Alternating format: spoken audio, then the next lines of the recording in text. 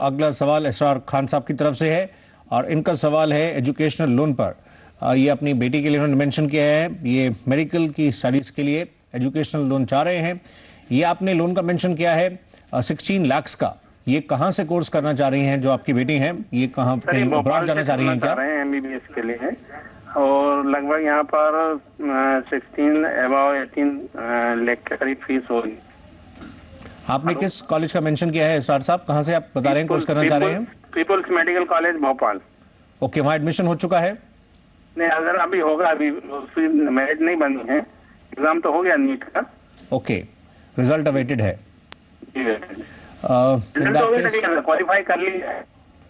Okay, merit नहीं बनाई है उन्होंने। जी, आप कुछ सिक्योरिटी के तौर पर बैंक को दे पाएंगे? दे सकते हैं, एग्रीकल्चर लैंड है सर। एग्रीकल्चर लैंड जी। उसके अलावा कुछ और? मकान भी है, 2-3 मकान है। ओके, वो कहाँ पर है? सिरोंज में ही है। अच्छा, ग्रामीण क्षेत्र में ही है। बलवंत साहब, आप इनको कैसे बताएंगे अगर इतने लोन की रिक्वायरमेंट है, ये कैसे इसको लेकर आगे मूव करें? क्योंकि लेंडर सिक्योरिटी भी देखना चाहेगा, इनको को बोरर भी बनाएगा। कैसे इसको मूव कर सकते हैं और स्टेप बाय स्टेप कैसे आप समझाएंगे? देखिए सौरभ जी, ऐसा है कि एजुकेशन लोन के लिए अगर इंडिया में ही को जो अगर स्टडी करनी है तो नॉर्मली बैंक से वो 10 लाख तक का ही लोन देती है। इनको 16 लाख का लोन चाहिए तो ऊपर का 6 लाख उनको खुद को अरेंज करना पड़ेगा। इसके अलावा जैसे बहुत सी PSU बैंक्स हैं, उनकी जो एप्लीकेशन फॉर्म्स वगैरह है वो ऑनलाइन है, वहाँ अप्लाई कर सकते हैं।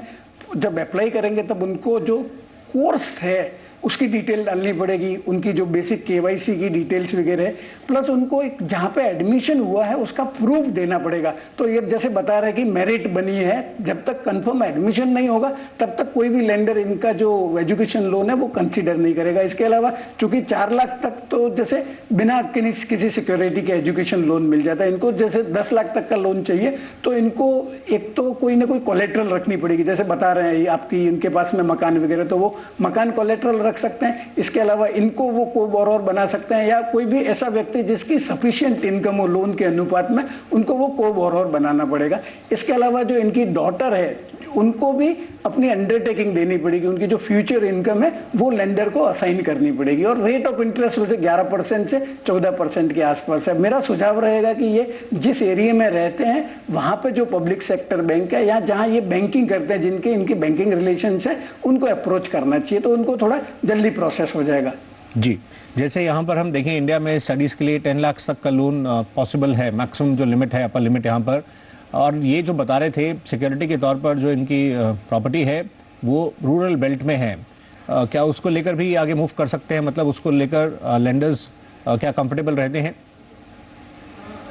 नहीं, अगर जहाँ तक जैसे उनकी जो ऑनरशिप पे टाइटल्स वगैरह क्लियर है तो मेरे हिसाब से लेंडर को ज़्यादा हिचकिचाहट होनी नहीं चाहिए। और वैसे गवर्नमेंट के भी इंस्ट्रक्शंस है कि डिजर्विंग केसेस में एजुकेशन लोन में उतनी सख्ताई नहीं बरतनी चाहिए। तो अगर ये को बोरोवर या गारंटर दे सकते हैं और ये जो वैल्यू जो प्रॉपर्टी बता रहे हैं वो अगर कोलेट्रल रखने को तैयार है तो लोन मिलने में मेरे हिसाब से इनको कोई तकलीफ नहीं होगी। और एक चीज़ और मैं बताना चाहूँगा कि जो फीमेल स्टूडेंट्स है उनके लिए PSU बैंक्स 0.25% का इंटरेस्ट में सब्सिडी भी देती है। जी, तो इजी टर्म्स कंडीशंस पर मिलता भी है, उस तरह की स्कीम्स हैं, और फिर रीपेमेंट भी जो है वो भी उस तरह से आसान शर्तों पर रहती है। तो आप इसको प्रक्रिया को आगे मूव करें। इसरार खान साहब, और जो फीडबैक मिलता है आप शेयर कीजिएगा, हम इंतजार करेंगे। एक छोटे से ब्रेक के लिए हम रुक रहे हैं। आगे हम आज जिस लोन कार्यक्रम में कई और प्रश्न हैं उनको शामिल करेंगे, कुछ ही देर में हम लौट कर आते हैं।